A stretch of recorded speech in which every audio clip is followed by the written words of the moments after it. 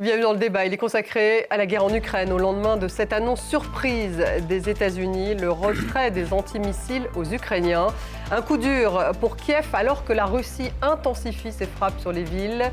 8 personnes ont été tuées aujourd'hui et une dizaine d'autres blessées dans plusieurs frappes russes. Un coup dur aussi pour les Européens. Zelensky a d'ailleurs rencontré la première ministre du Danemark qui prend la présidence tournante de l'Union européenne aujourd'hui, Mette Frederiksen. Elle s'engage à soutenir l'Ukraine et elle veut faire de la sécurité le centre de sa présidence européenne. L'Ukraine a par ailleurs signé un accord avec une société américaine pour produire des centaines de milliers de drones cette année. C'est ce qu'a annoncé en tout cas Volodymyr Zelensky. Poutine vient de s'entretenir avec Donald Trump par téléphone. Il affirme qu'il ne renoncera pas à ses objectifs. Et Zelensky, lui, espère, dit-il, s'entretenir avec le président américain demain. Alors quel est l'impact de cette pause de la livraison des systèmes antiaériens américains sur le conflit en Ukraine? Les Européens peuvent-ils prendre le relais? Quelle est la réaction de la Russie? Comment s'annonce l'été sur le front? Et on va aussi revenir sur le coup de fil d'Emmanuel Macron à Vladimir Poutine. On va en parler avec mes invités. Elena Voloshin est avec nous ce soir. Bonsoir Elena. Bonsoir Stéphane. Grand reporter à France 24, toutes les semaines. Vue de Russie, votre magazine. Et puis auteur de Propagande, l'arme de guerre de Vladimir Poutine. C'est aux éditions Autrement. Nous avons ce soir Jacques Rupnik avec nous. Bonsoir. Bonsoir. Politologue et historien, directeur de recherche émérite à Sciences Po, également spécialiste de l'Europe centrale. Le général François Chauvency est avec nous ce soir. Bonsoir général, consultant en géopolitique et rédacteur en chef de la revue Défense de l'Union IHEDN. Bienvenue. En face de vous, Valéria Faure-Montiane. Bonsoir. Ancienne députée La République En Marche de la Loire et ancienne présidente du groupe d'amitié France-Ukraine. On va revenir d'abord en images justement sur cette suspension par les États-Unis de la livraison de systèmes antiaériens. Je cite, pour donner la priorité aux intérêts américains. C'est en tout cas comme ça que l'a présenté la porte-parole adjointe de la Maison-Blanche. On fait un point en images avec Sophie Samaï. Non loin du front à Donetsk, il y a quelques semaines, ces artilleurs ukrainiens opèrent un obusier américain M109. Mais les munitions requises pourraient se tarir car les États-Unis ont décidé de stopper certaines livraisons d'armes. Objectif assumé, privilégier leur propre défense au détriment de celle de l'Ukraine. Et la liste des armes concernées fait craindre le pire aux autorités ukrainiennes. En première position, des missiles pour le système de défense aérienne le plus avancé de l'armée américaine, le Patriot, prévu pour neutraliser aussi bien les avions de haute performance que les missiles balistiques tactiques avec son radar super puissant. Ces systèmes, au nombre de 8 sur le sol ukrainien, jouent un rôle crucial dans sa défense aérienne en protégeant des milliers de civils contre les missiles russes. Autre perte considérable pour les hommes de Zelensky, une centaine d'exemplaires de missiles Hellfire. Le Hellfire AGM-114 pour Air-to-Ground Missile est un missile construit pour cibler les véhicules lourdement blindés, un tueur de chars capable de se déplacer à plus de 1600 km/h et de détruire n'importe quel char au monde avec une précision impressionnante sur une portée de 8 km. Une arme de choix demandée par l'Ukraine dès le début du conflit pour lutter contre les chars russes. Selon plusieurs médias américains, sont également concernés les missiles GMLRS utilisés par les lance-roquettes multiples, les systèmes de défense aérienne portables Stinger et les obus d'artillerie de 155 mm initialement promis par l'administration Biden. Si la perte de tels systèmes nuit à l'effort de guerre ukrainien, l'armée a réussi à construire certains équivalents depuis le début de la guerre et compte également sur l'aide européenne. Seule la défense aérienne constitue l'exception majeure au moment où la Russie intensifie ses frappes et ses attaques de drones. Général Chauvency, est-ce que c'est un coup dur pour les Ukrainiens d'un point de vue militaire? Aujourd'hui, non, mais dans quelques semaines, oui. En revanche, n'oublions pas, puisque la question a été posée, que les Européens fournissent, notamment la France, 2 systèmes de défense solaire équivalents pratiquement patriotes. Donc on remplaçait en partie sûrement. Maintenant, les batteries, reconnaissons quand même qu'au prix d'1 million de dollars, en gros, le missile, au bout d'un moment, les Américains se posent des questions sur le coût de leur aide. Ensuite, il me semble bien que cette aide était votée par Biden et pas par Trump. Et enfin, je crois que les questions stratégiques jouent pour les États-Unis dans la mesure où ils ont commencé à vider leur stock de guerre et qu'ils ont aussi beaucoup donné à Israël. Donc, résultat, aujourd'hui, la production ne suit plus et effectivement, il manque de munitions et donc ils font le choix de ne pas en donner à l'Ukraine. Valeria Formontian, l'Ukraine, elle est à la merci aujourd'hui des missiles russes. Elle est plus vulnérable aujourd'hui. Peut-être pas aujourd'hui, mais dans quelques semaines.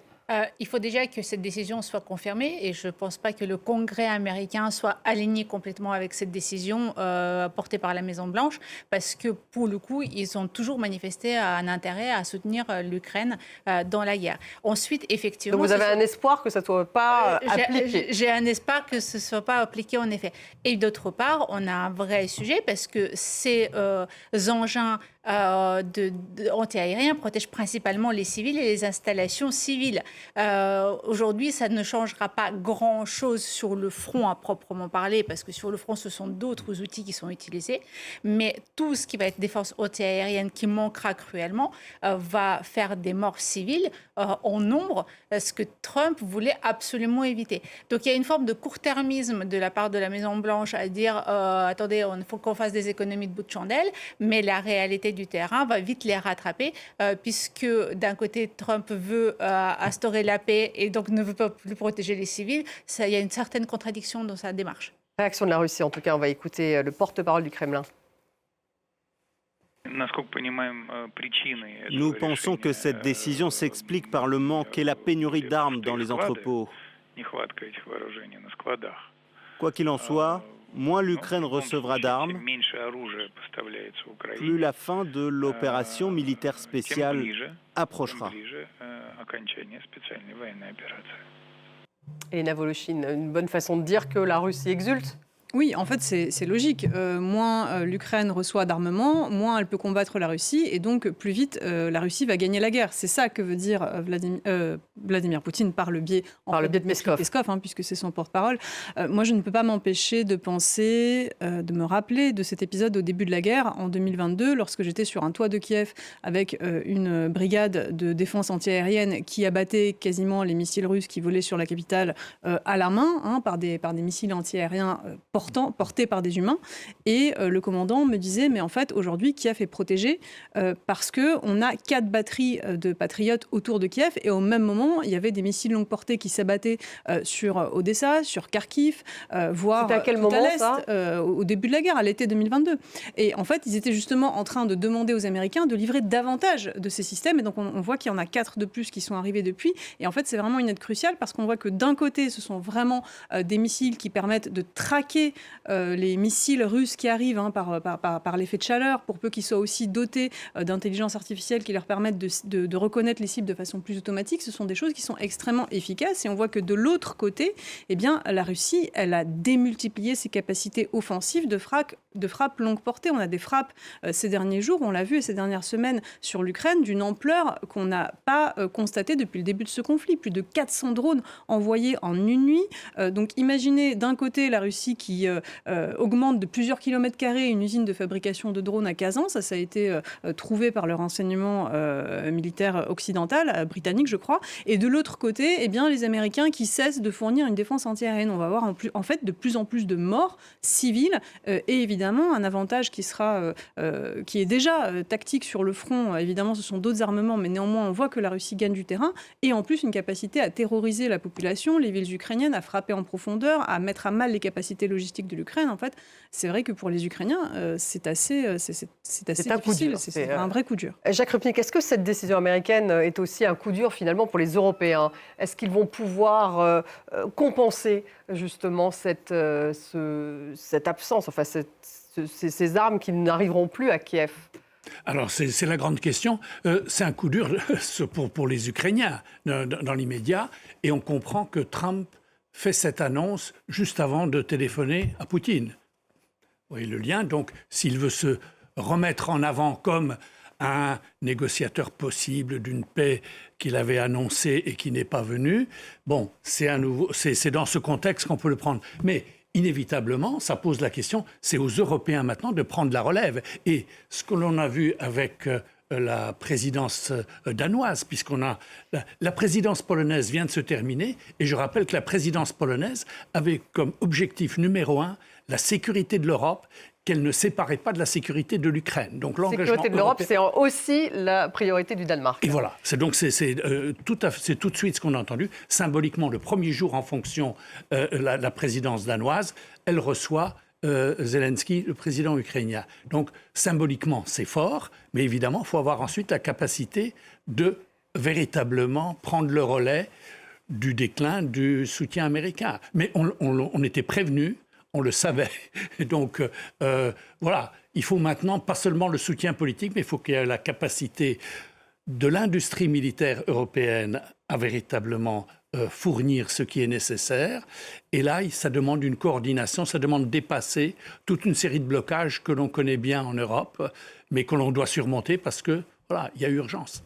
Le Danemark, vous le disiez, donc, qui a accueilli Volodymyr Zelensky aujourd'hui. Mette Frederiksen, donc la chef du gouvernement, qui donc a affirmé que l'objectif numéro 1 de sa présidence, ça serait la sécurité. On va l'écouter.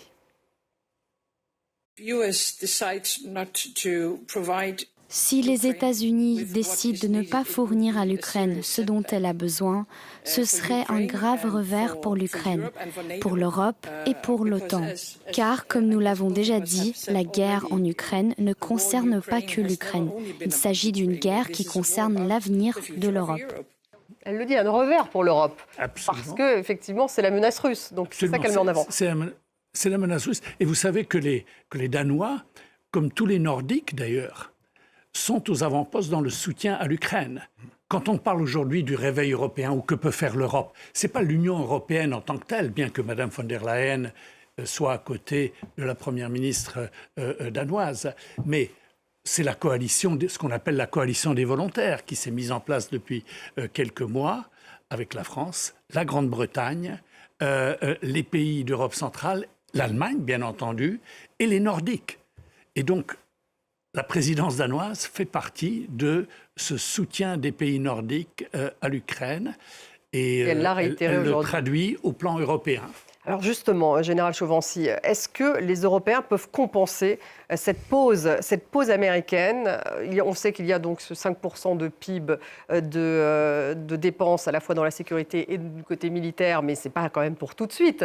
Donc est-ce qu'elle peut être capable de remplir ce vide? Pour moi, la date d'aujourd'hui, c'est non.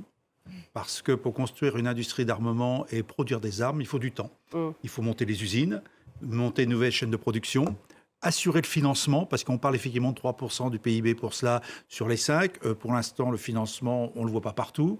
Il y a quand même des exemples notamment allemands, où Rheinmetall a installé une usine alors je crois que c'est en Ukraine d'ailleurs, ou en Pologne, dont l'objectif est effectivement de fabriquer des missiles pour Patriot, mais il faut que ça soit sous licence. Qui dit sous licence pour les usages, il faut l'autorisation américaine. Alors c'est ça justement, parce que j'ai vu effectivement qu'il y avait une nouvelle usine dans le sud de l'Allemagne, et puis également donc Rheinmetall, dont vous parliez également aussi en Allemagne, mais c'est en fait ces armements, il va falloir une autorisation américaine à chaque fois pour l'envoyer en Ukraine, puisque c'est de l'armement américain qui reste américain. C'est sous contrôle, sinon sous veto américain. Si les Américains décident de ne pas donner ces armes-là aux Ukrainiens, ils peuvent dire non, vous n'avez pas le droit, vous ne le faites pas. En revanche, il faut bien prendre conscience que tout ce qui est mis en place se met en place progressivement.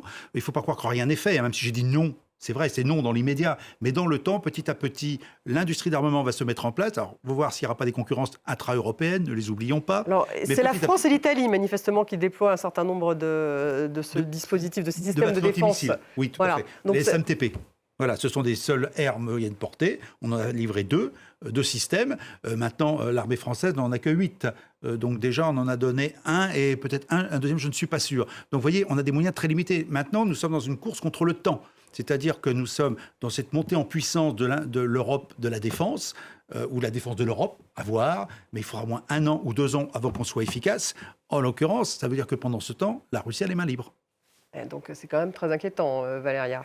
Alors on était déjà prévenus dès le premier mandat Trump, quand Macron avait dit que était sous perfusion, non, encéphalogramme plat, je crois, c'était son expression. En l'occurrence, on était prévenus depuis longue date. Depuis longue date, on savait. Depuis 2022, on a voté des budgets. Et en France, pour le coup, on a voté les budgets. Mais la problématique, effectivement, c'est que les chaînes de production supplémentaires et la main-d'œuvre à former, ça ne se fait pas en 5 minutes. minutes. Là, on ne fabrique pas, excusez-moi, des choses très simples à fabriquer. Donc, en l'occurrence, ça va prendre du temps. Le temps que l'Ukraine n'a pas et que l'Europe n'a pas. L'Europe territoriale, hein, je ne parle pas de l'Europe en tant qu'union, d'ailleurs. Et donc, ce temps-là, on ne l'a pas. Et donc, il faut qu'on le condense, qu'on fasse raccourcir les délais de production, tout en faisant suffisamment de qualité pour que les soldats ukrainiens ne se blessent pas en manipulant des matériaux qui ne seraient pas terminés correctement. Et surtout, donner à l'Ukraine la possibilité de créer ses propres outils. Là aussi, l'Europe est très forte parce que l'Europe permet le financement. On est la première puissance à financer l'Ukraine, contrairement à ce que racontent les États-Unis. Mais les États-Unis sont la première puissance à livrer du matériel utilisable immédiatement. Et donc, il y a une confusion là-dessus. Mais à partir du moment où on aide le financement et que l'ensemble des pays occidentaux fournissent les pièces utiles, les Ukrainiens sont parfaitement capables aussi de faire de l'assemblage. Il ne faut jamais oublier que l'Ukraine est un pays d'industrie militaire de l'ex-bloc soviétique numéro un. Donc, ils savent faire beaucoup de choses. L'exemple des drones, par exemple. L'exemple des drones, justement, avec un accord qui a été passé avec les Américains, d'après ce que dit Zelensky, pour une fabrication de drones. Ça, il en avait déjà parlé la semaine dernière. Manifestement, ça a l'air de voir le jour. Pour revenir sur l'aide militaire à l'Ukraine depuis le début de la guerre, on va regarder l'Europe, c'est 72 milliards d'euros de contribution. Et les États-Unis, c'est 65 milliards de contribution. Donc les Européens, effectivement, aident depuis le mois d'avril. Il y a plus d'aide européenne que d'aide américaine. Voilà pour les statistiques. Sur la résistance ukrainienne, Elena Voloshin, effectivement, les Ukrainiens résistent quand même très bien. Les lignes bougent assez peu, même si elles bougent, même s'il y a des bombardements russes. Comment se présente l'été ? Bien, en tout cas, sur les lignes de front, on entend beaucoup les soldats dire qu'ils ne veulent pas, surtout pas d'un cessez-le-feu aux conditions de la Russie. Ce qui peut paraître paradoxal vu de l'extérieur. On se dit, mais en fait, ils ne veulent pas arrêter de se battre. Ils ne veulent pas surtout s'être battus pour rien. C'est une vraie hécatombe pour les Ukrainiens sur les lignes de front.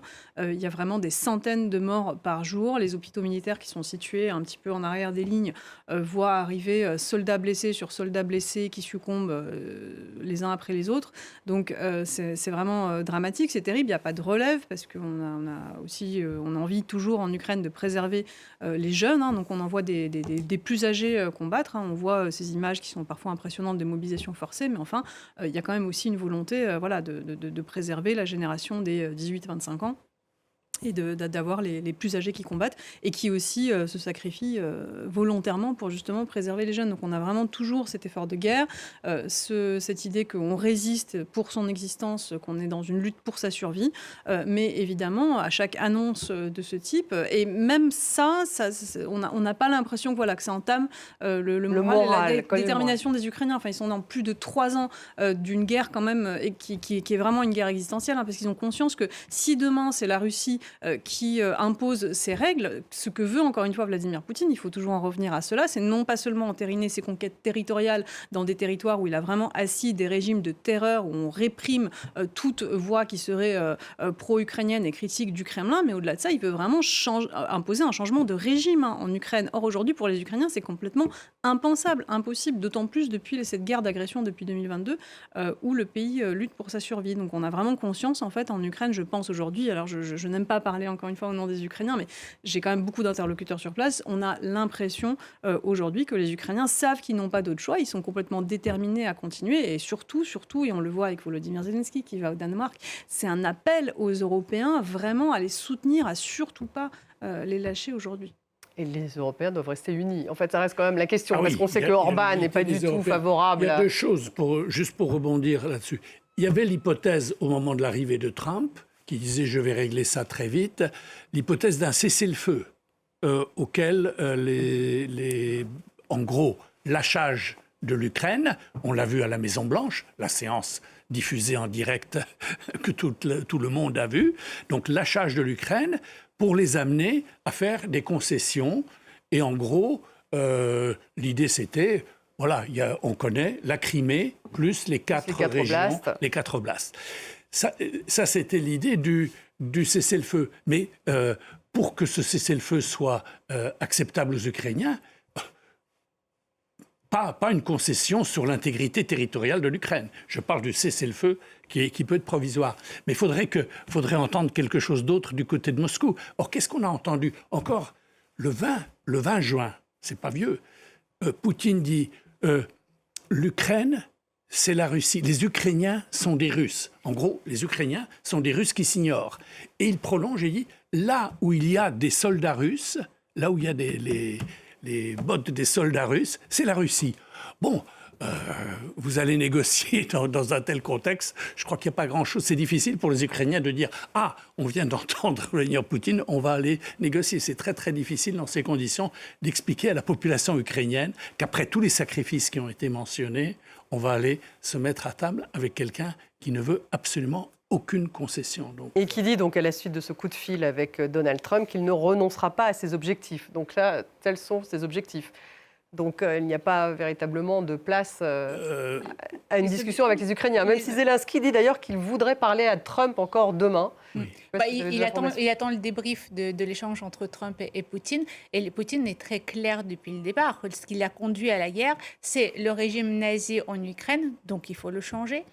C'est le rapprochement de l'Union européenne et de l'OTAN des frontières russes, donc il faut reculer. Reculer jusqu'où? L'Ukraine et l'OTAN, je crois que les choses ont été plus ou moins tranchées. Tout le monde a dit publiquement, tous les Occidentaux membres de l'OTAN ont dit publiquement, l'Ukraine et l'OTAN, c'est pas compatible. Pour autant, ils continuent, ils persistent. Donc, est-ce que d'autres pays devraient sortir de l'OTAN? Donc là aussi, quand est-ce qu'il va s'arrêter dans ses exigences? Évidemment, il y a les acquis territoriaux, mais il y a des choses qui sont totalement inacceptables et il n'y a aucune concession et aucun débat sur la sécurité future de l'Ukraine. C'est-à-dire que quoi que les Européens aient proposé dans les négociations, rien n'a été accepté. Et d'ailleurs, elle est revenue, la première ministre danoise, sur l'entrée de l'Ukraine dans l'Union européenne, en revanche. Oui. Elle l'a martelé aujourd'hui. Oui. Là, c'est intéressant de voir OTAN. Là, vous avez raison. Personne dans l'OTAN ne parle de l'entrée de l'Ukraine, bien que Zelensky ait fait son apparition au sommet. Et c'est intéressant parce que le sommet, quand même, disons, pour les Ukrainiens, la question principale, c'était de savoir est-ce que l'alliance tient. Pour les Européens aussi, on a même vu que pour certains, ça les amenait à faire de la surenchère dans la flatterie envers le président américain. Mais ce n'est pas pour autant qu'ils ont obtenu quoi que ce soit. Par contre, ça les a incités, peut-être que alors là, l'incitation trumpienne, à dépenser, à faire des dépenses militaires. Donc, j'allais dire... Et à réitérer une entrée de l'Ukraine dans l'Union européenne. Oui, ça, le mélange de la menace russe, Poutine en Ukraine, et qui dit Poutine en Ukraine, vous dites ça à des Baltes ou à des Polonais, c'est clair. L'ancien...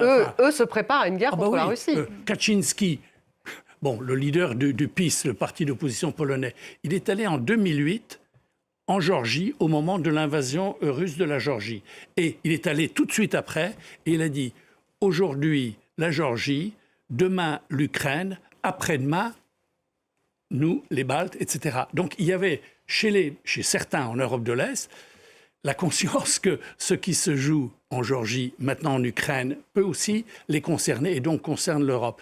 Mais ça, il y a la question donc de la réponse militaire. Mais vous venez de mentionner, il y a l'autre réponse qui est politique.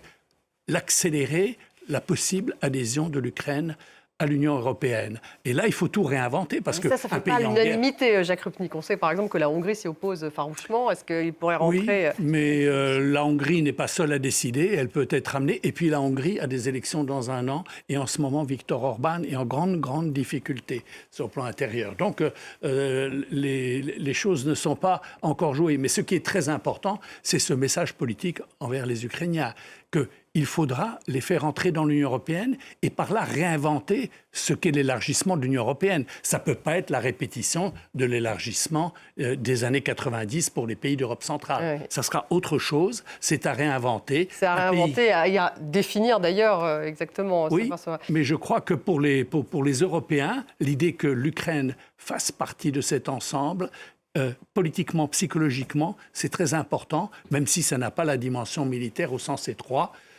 Et j'ajouterais simplement, même l'Union européenne a une clause de solidarité dans le domaine de la sécurité.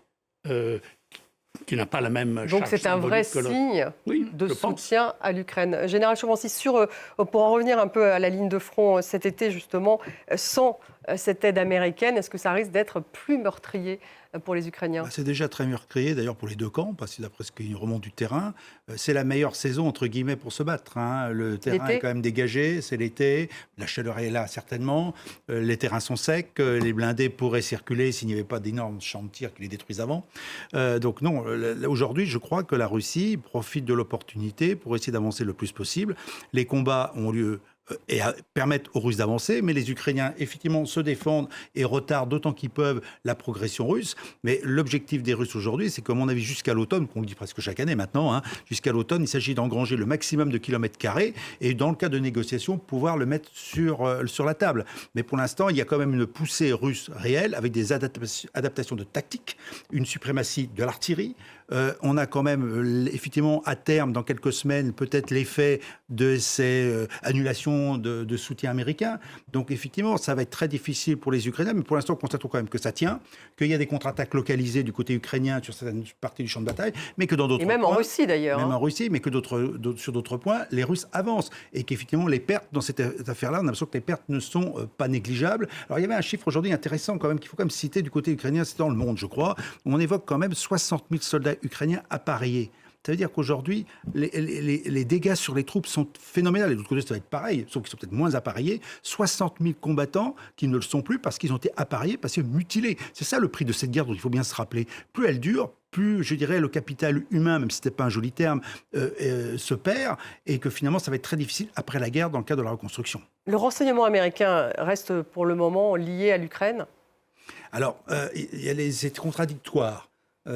Pour l'instant, moi je constate, sans en avoir d'informations, que finalement les frappes aujourd'hui spectaculaires ukrainiennes sont quand même très limitées. Il y en a une de temps en temps par rapport à ce qu'on a vécu avant. Peut-être que d'autres se préparent. Je pense que le renseignement américain est partiellement donné, mais qu'il est fortement amoindri, ce qui limite finalement la capacité de frappe dans la profondeur, notamment des Ukrainiens en territoire russe. Vous avez des infos là-dessus, non ? Non, malheureusement, pas d'informations, mais les constats sont effectivement, c'est soit il y a une contre-offensive en profondeur qui est prévue par les Ukrainiens, soit qu'ils ne reçoivent pas les éléments leur permettant de faire ces frappes. On va revenir sur le coup de fil. Donc Trump-Poutine, ce qui en ressort, c'est simplement cette déclaration de Vladimir Poutine qui dit qu'il ne renoncera pas à ses objectifs. Cette autre déclaration de Zelensky, donc, qui lui souhaite voir Donald Trump. Donc Elena Voloshin, il faut quand même encore parler au président américain, Volodymyr Zelensky, et en particulier de cette fabrication, enfin j'imagine que ça fera partie de la discussion, cette fabrication de drones en coopération avec les États-Unis. Et ça, Trump aime bien le côté transactionnel, militaire, on signe, on fait du business, quoi. Oui, complètement. Pour Volodymyr Zelensky, il s'agit toujours d'essayer de ramener un maximum Donald Trump au principe de réalité. Et puis on voit qu'il a des petites percées de lucidité. Des fois, Donald Trump, dans ce conflit, après un entretien avec Zelensky au Vatican, etc., mais il est quand même beaucoup plus proche de Vladimir Poutine, beaucoup plus proche de la ligne de Moscou, qui est de dire, voilà, c'est l'administration Biden qui est responsable de ce conflit, et non pas la Russie de Poutine. Donald Trump et Vladimir Poutine, ça fait la 8e fois, officiellement en tout cas, qu'ils se parlent depuis le début de cette année. Et effectivement, derrière, Volodymyr Zelensky, lui, essaie toujours de rappeler à Donald Trump que son pays est agressé, que son pays a besoin de soutien, et évidemment, que lui reste-t-il d'autre à faire ? Et il y a eu ce coup de fil entre Vladimir Poutine et Emmanuel Macron. Vous en parliez justement dans votre chronique, Elena, en disant à quel point les Russes, finalement, ont utilisé cet échange dans leur propagande, en fait. Oui, cet échange entre Emmanuel Macron et Vladimir Poutine. Ce n'était pas parlé depuis 2022, c'est ça ? Non, depuis septembre 2022, effectivement. Alors ça, pour le coup, c'est quelque chose qui était complètement attendu et prévisible, parce que les Russes, ils ont pris en diable la France depuis que Emmanuel Macron n'a de cesse de marteler que voilà, maintenant, on va tenir le bras de fer, on assume la confrontation, on a l'armée qui se réarme, la Russie est devenue la principale menace pour la France, on est attaqué de façon hybride sur notre territoire, on se prépare à un engagement majeur, on réfléchit à la façon dont on pourrait faire la guerre de haute intensité. Dès que Donald Trump se retire, on se dit qu'on va soutenir, qu'on va vraiment reprendre la main, quitte à envoyer des troupes de la coalition de la bonne volonté, et la France est en pointe là-dessus. Et puis tout d'un coup, alors s'il y a quelque chose qu'Emmanuel Macron n'a pas envie à Donald Trump, Trump, c'est son imprévisibilité, parce que tout d'un coup, on nous dit « Ah, mais parce que les Américains et les Ukrainiens parlent à Vladimir Poutine, nous aussi, on doit parler à Vladimir Poutine. » Et là, tout d'un coup, tout ça retombe complètement à plat, parce que pendant plus de 2 heures, Emmanuel Macron se fait rappeler par Vladimir Poutine qu'il faut aller dénazifier l'Ukraine, que ce n'est pas la Russie qui a commencé la guerre, qu'il faut évacuer les causes premières du conflit, etc. Donc évidemment, ça c'est du pain béni, c'est immédiatement récupéré par la propagande russe, qui n'a de cesse depuis ce coup de fil, depuis avant-hier, de marteler que Emmanuel Macron fait voler en éclats la défense européenne qu'il a lui-même souhaité de ses voeux, qu'il est en train de quasiment mettre à plat toute cette idée d'Europe collective, qu'il est en train de prouver qu'on ne peut pas isoler diplomatiquement la Russie, qu'il a enfin compris qu'on doit dialoguer avec Vladimir Poutine, et puis bien que finalement Emmanuel Macron tout simplement n'a aucune constance, n'a aucune ligne directive, et que il fait bien de parler à la Russie, parce que la Russie n'avait de cesse de rappeler que si elle était provoquée, elle pourrait se fâcher. Voilà la ligne de Moscou aujourd'hui, mais qui en fait somme toute est assez attendue et assez logique pour une fois n'est pas coutume. On n'a pas vu la réaction de Volodymyr Zelensky à ce coup de fil entre Emmanuel Macron Il était prévenu. Il avait été prévenu ? Emmanuel Macron a prévenu qu'il allait dialoguer avec Poutine, justement pour éviter tout malentendu diplomatique.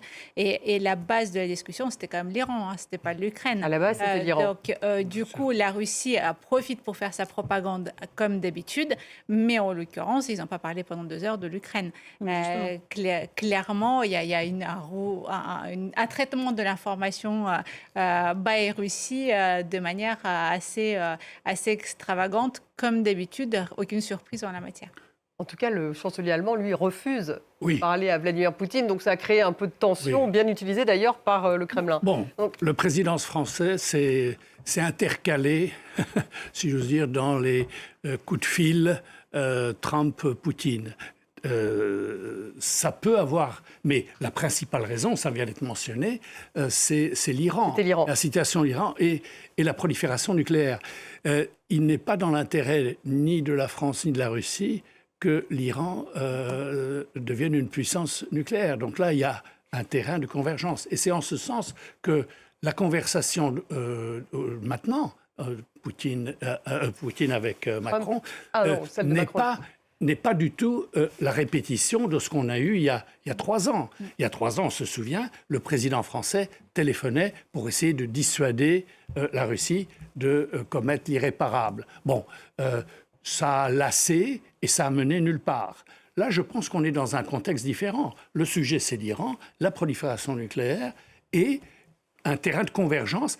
Et à la suite de ça, une fois qu'on a établi le terrain de convergence, on peut peut-être parler de l'Ukraine, quitte à constater qu'on a un désaccord total sur... Ce qui est intéressant aussi, c'est que les deux ont déclaré que le coup de fil a été sollicité par les deux de manière simultanée. C'est plus Macron qui court après Poutine comme ça a été en 2022, parce que ça a été bien accentué, ça a été accepté par l'Élysée aussi, parce que c'était beaucoup sur les demandes de Macron. Aujourd'hui, on est complètement dans une configuration différente, mais c'est pas anodin non plus, parce que Trump, ayant fait voler en éclats le multilatéralisme, ayant instauré non seulement le bilatéralisme sur l'ensemble de la diplomatie américaine, mais aussi les relations interpersonnelles. J'ai une amitié, c'est un good guy, et je travaille avec lui parce qu'on est bien tous les deux. Ça, c'est inacceptable. Et l'Europe doit retrouver sa place quelque part dans ces conflits, et au Moyen-Orient et en Ukraine. Et donc, Macron a pris le taureau par les cornes pour faire ce premier pas. Général Chauvency, vous pensez, vous, que des négociations peuvent avoir lieu avec ce qui se passe aujourd'hui sur le terrain et avec en plus cette pause américaine sur les systèmes anti-défense, anti-aériens ? Aucun des deux camps aujourd'hui n'a intérêt à accepter la paix. D'un côté, la Russie n'a pas renoncé à ses ambitions, elle ne perd pas sur le terrain, quoi qu'on puisse en dire. Elle gagne petit à petit, mais elle gagne. L'autre côté, l'Ukraine veut récupérer ses territoires de 1991. Il n'y a pas de changement, je crois, dans les déclarations du président Zelensky. Et d'un autre côté, ce qui a été dit tout à l'heure très justement, c'est que les soldats, parce qu'il y a la population et les soldats, un soldat, quand il fait la guerre, il ne veut pas surtout que tout son sacrifice ait été en vain. Et qu'aujourd'hui, il n'a pas de sentiment de perdre, et c'est une réalité. Il y a des pertes, oui, il y a des pertes de terrain et autres, mais quand même, l'armée ukrainienne tient. Et l'armée ukrainienne ne peut pas accepter cette défaite. Et ça va peser, finalement, sur la décision politique. Donc, en fait, on a deux camps jusqu'au boutiste, et la guerre ne s'arrêtera, finalement, et donc, par la négociation, que si, effectivement, on n'a plus les moyens de faire cette guerre, soit d'un côté parce qu'une opinion publique et une armée ne refusent, ce qui n'est pas le cas du côté ukrainien, mais du côté russe aussi, c'est pareil. Si la Russie ne croit pas, se rend compte à un moment donné qu'elle n'a plus les moyens et qu'elle ne va pas gagner, elle va être contrainte, et peut-être par les sanctions, contrainte de négocier. En fait, ni l'un ni l'autre aujourd'hui n'ont la contrainte pour négocier, et c'est ce qui va peut-être se dessiner dans les mois qui viennent. Et Navolochine, sur l'impact des sanctions justement sur la Russie qui pourrait faire plier un peu Vladimir Poutine, on avait sur ce plateau justement la semaine dernière quelqu'un qui nous disait qu'un économiste russe disait qu'au contraire la Russie va très bien économiquement et que donc pour le moment avec son économie de guerre, elle n'avait aucun intérêt à s'arrêter d'un point de vue économique. Alors il faut effectivement constater que dans le court et le moyen terme, l'économie russe n'a pas souffert tant que ça des sanctions. Elle affiche non pas une récession mais même une croissance. Alors c'est ce que les économistes appelle la croissance sans développement, c'est-à-dire c'est quelque chose qui ne va pas tenir sur le long terme parce que finalement c'est l'économie de guerre qui tourne et donc tout ça part en fumée. En plus, la Russie a un certain nombre de partenaires avec lesquels elle fait une économie presque souterraine, c'est-à-dire détournée des radars internationaux. Je pense notamment à la Chine et à l'Iran. Et effectivement, on voit qu'au jour d'aujourd'hui, la Russie qui a mis en place déjà même avant l'invasion à grande échelle, en réalité un espèce de protectionnisme qui n'en est pas un pour parvenir à substituer un certain nombre de produits, de technologies qui étaient auparavant, qui venaient de l'Europe, des États-Unis, de l'Australie, etc. Et aujourd'hui, elle a réussi à remplacer les marques occidentales qui ont quitté le marché. Il y a aussi une certaine réinjection dans l'économie, finalement même des fonds qui sont versés, y compris aux familles des soldats qui sont partis combattre. Il y a le budget de la réserve qui semble complètement intarissable. Donc effectivement, on a une situation où la Russie, en tout cas, le dit, Vladimir Medinsky l'a dit pendant les dernières négociations d'Istanbul aux Ukrainiens, nous, on peut faire la guerre pendant très longtemps. Alors après, évidemment, il y a l'effet de déclaration, il y a le principe de réalité, mais en tout cas, lorsqu'on voit le dernier budget qui a été adopté, ne serait-ce que dans sa partie ouverte, dans le domaine militaire, et on voit la capacité de la Russie à agrandir ses usines et à les faire tourner à plein régime, on constate que effectivement, au jour d'aujourd'hui, les sanctions ne sont pas si efficaces qu'on l'aurait pensé au début de la guerre. Et d'ailleurs, la Russie a rappelé ces jours-ci que la Slovaquie vient de bloquer au niveau de l'UE un 18e paquet de sanctions. On parlait tout à l'heure de est-ce que la Russie pourrait céder ou ne pourrait pas céder, mais en réalité, Vladimir Poutine n'a aucune condition aujourd'hui qui lui est mise pour qu'il cède en réalité quoi que ce soit. Et il ne croit plus du tout à l'unité de l'Europe. Ça aussi, il faut le dire. Sa stratégie, c'est de faire éclater l'Union européenne. Vous disiez, c'est un vrai geste de l'Union européenne d'intégrer l'Ukraine, mais enfin, c'est absolument pas ça qui va mettre une quelconque pression à Vladimir Poutine. Et d'ailleurs, la Russie ne l'exige même pas dans le document qu'elle a soumis aux Ukrainiens. Qu'elle entre dans l'Union européenne. Il n'a pas de problème, Vladimir Poutine, avec le fait que l'Ukraine entre dans l'Union européenne. Il ne veut pas qu'elle entre dans l'OTAN. Ce n'est pas une chose, parce que pour lui, l'Union européenne, c'est quelque chose qui est aujourd'hui complètement symbolique et qui ne va pas tenir très longtemps. Jacques Rupnik, donc on peut dire que la balle est quand même dans le camp de cette Union européenne qui doit tenir. Et donc il y a un Orban qui est quand même, on peut le dire, pro-russe. Et aussi il y a d'autres pays d'ailleurs. Oui, il y a d'autres pays. Il y a la Slovaquie de Fico. Il y a d'autres qui sont hésitants. C'est pour ça, ce n'est pas l'Union européenne en tant que telle, bien que la présidence danoise voudrait ressouder les Européens sur les sanctions et sur d'autres sujets de la sorte. Mais ça sera cette coalition de volontaires. Et je pense que... donc qui est plus large que juste l'Union européenne. Oui, qui est plus large et à la fois plus étroite. Oui. Alors, il y a des pays de l'Union européenne... Parce que, vous le voyez bien, le sommet de l'OTAN, on parle d'augmenter le budget. Il y a un pays comme l'Espagne qui dit non. Nous, on reste à 1,5%. Bon, donc, on voit qu'il y a des différences parce qu'on ne perçoit pas la menace de la même façon si on est au Portugal, en Espagne, ou si on est dans les pays baltes ou en Pologne. Donc, il n'y a pas la même perception. Donc, ça fait quand même une Europe à géométrie variable. Oui, c'est ça la difficulté du projet européen, c'est unité dans la diversité, c'est son slogan officiel, mais pour une fois, c'est une tâche politique. Et face à la menace, moi je dirais, face à la menace russe d'un côté, face à Trump de l'autre, parce que donc, si les Européens n'ont pas... Et la guerre au sud, Gaza, oui. Iran. Donc, vous avez à l'est la guerre, à l'ouest, un président américain qui n'a pas prononcé le mot « allié » depuis qu'il est en fonction, et qui nous rappelle par ses rodomontades que nous sommes des profiteurs, que nous sommes des... etc., qui va nous punir. Bref, si dans ce contexte-là, les Européens ne comprennent pas que désormais, c'est à eux, et uniquement à eux, que revient l'initiative. Et je crois que, voilà, c'est ça le moment européen. Alors, est-ce que les leaders européens... Et on n'est pas obligé de le faire tous. Enfin, il peut y avoir quelques voix dissonantes. Moi, j'ai toujours pensé que le triangle de Weimar, Pologne, Allemagne, France, pourrait être un axe, disons, de cette Europe de la sécurité et de la défense. Et je pense qu'on a une constellation... Il y a l'Italie aussi, qui quand même participe pas mal. L'Italie pourrait, il faudrait voir dans quelle mesure elle est prête à s'associer à cela, mais pour l'instant, je pense que ces trois-là ont pris les décisions. Regardez la Pologne, elle va vers 5% de...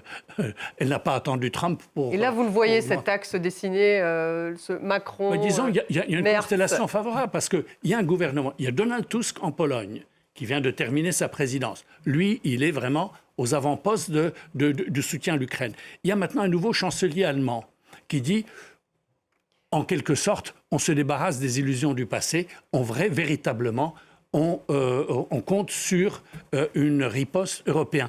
Et il y a un président français qui n'attendait que ça. Et donc, j'allais dire, on a un axe. Ça n'exclut personne. Et bien entendu, on a vu que dans la coalition des volontaires, les Britanniques ont une place de choix sur le plan de la... Vous ne pouvez pas parler de défense en Europe sans les Britanniques. Il y a les Nordiques. Voilà, c'est ça la coalition des volontaires.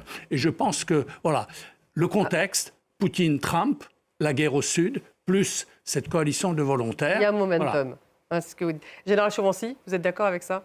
Oui, assez. Mais après, il va falloir augmenter la cadence, donc, si j'ai bien compris, quand même, de la production. Non, mais remarque, il n'y a pas que la production, il y a aussi la volonté de se battre.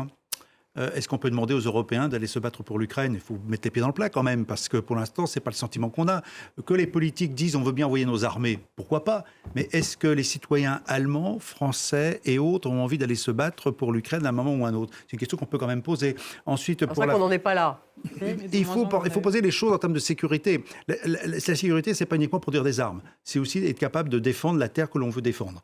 Donc, il y a une histoire de mentalité. Et là, on peut poser la question de l'esprit de défense européen. Est-ce qu'il existe? Ensuite, pour revenir sur Visegrad, il faut quand même, et la Grande-Bretagne, ce sont quand même les 4 premières armées européennes, en termes d'effectifs, en termes de moyens. Donc, ce n'est pas innocent. C'est-à-dire que les 4 principales armées européennes sont là et que les 4 peuvent faire quelque chose. Mais ça représente quoi? Ça représente 20-30 000 hommes à projeter. 20 à 30 000 hommes sur un théâtre d'opération. Ça fait quand même un peu léger pour résoudre un problème de sécurité à l'est de l'Europe. Pour l'instant, il n'y a pas uniquement mettre des équipements, ça veut dire aussi renforcer les armées en termes d'effectifs, renforcer l'esprit de défense pour qu'on ait la conscience de défendre la même cause. Et là, je crois qu'il y a un vrai travail à la fois politique, financier, sinon économique, et on ne sera pas prêt demain matin. C'est pour l'avenir, c'est-à-dire 3 à 5 ans, c'est un peu moi ce que je vois comme date, parce que le calendrier, 3 à 5 ans, ça reste plausible. Mais entre-temps, on a une phase difficile qui est de maintenant à la fin de ces 3 ans. Quelle est la liberté de manœuvre qu'on va laisser à la Russie pour atteindre ses objectifs, sachant qu'on n'a pas vraiment les moyens de s'y opposer, à part très souvent par des communiqués de presse. Et la question supplémentaire serait où en sont les politiques européens à ce moment-là? Parce qu'on a des élections qui vont s'enchaîner. Et donc, qui représentera cette volonté européenne à l'avenir? Merci beaucoup d'avoir été avec nous, Valéria Faure-Muntian. Merci, Jacques Rupnik. Merci, Elena Voloshin. Merci à vous, Général Chauvency. Merci à vous tous de nous avoir suivis. Vous retrouvez l'émission sur les réseaux sociaux et en podcast.